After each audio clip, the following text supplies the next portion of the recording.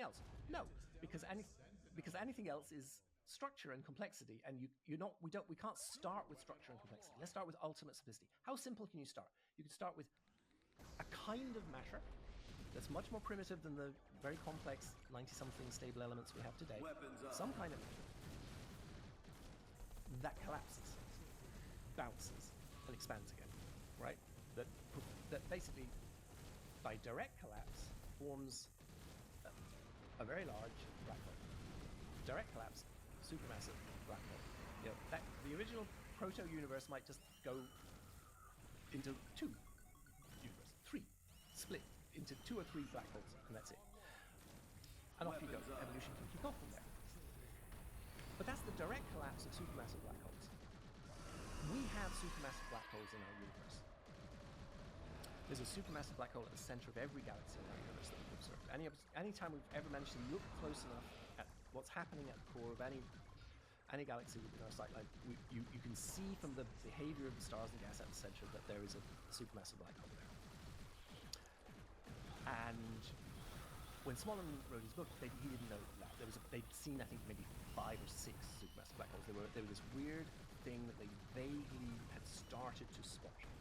So it's hardly incorporated. It's not really incorporated into his book. I realized that if you've got supermassive black holes in our universe, and when I'm saying supermassive, some of them are tens of billions of times more massive than our sun. Tens of billions. A lot of them are, hundreds of millions, tens of millions. Often they're millions of times bigger, but they're like many orders of magnitude more massive than our sun. Whereas a normal stellar collapse black hole is it's a few times more massive. It's 5 or 6 or 8 times more massive than our sun. Big stars collapse to make black holes. But these supermassive black holes are many orders of magnitude bigger, and they're very, very hard to explain if you think the only way you can make black holes is by a star collapse, because you can't get a star that's tens of billions of times more massive than our sun. It's literally impossible. So, how did they form? Thinking it through from first principles, they formed by direct collapse because they always formed by direct collapse. They are the original way universes reproduce. Why would evolution come up with a new way of generating supermassive black holes when it already had one from the very first successfully reproductive universes, right?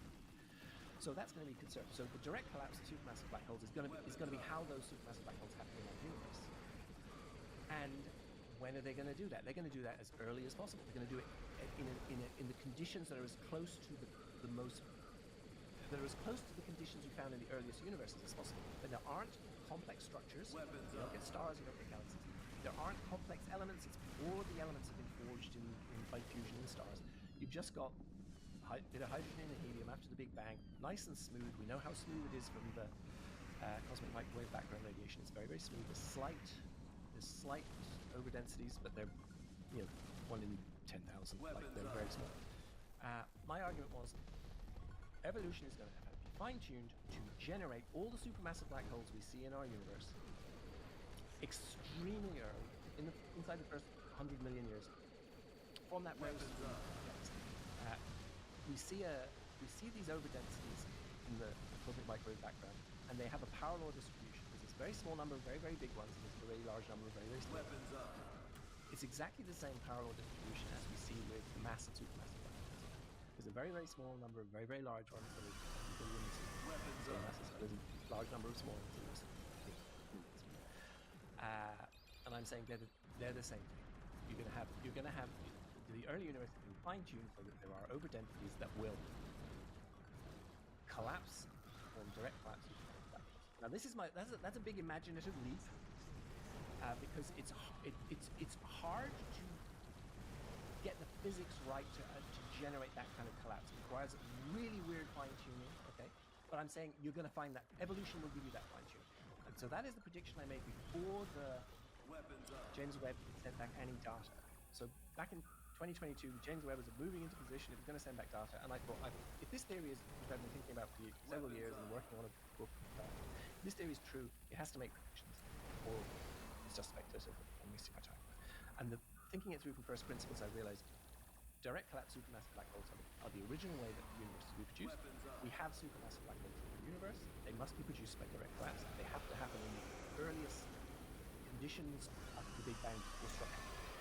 They can't be a consequence of structural formation because that's the wrong order in evolutionary terms, right? You can't generate supermassive black holes using lots of stars that require lots of complex elements. They have to precede all of that. And then they generate the conditions for all the more complex stuff later. So stellar collapse black holes, or stars collapse, would have been a later evolutionary breakthrough. And small technological black holes, which require an even more complex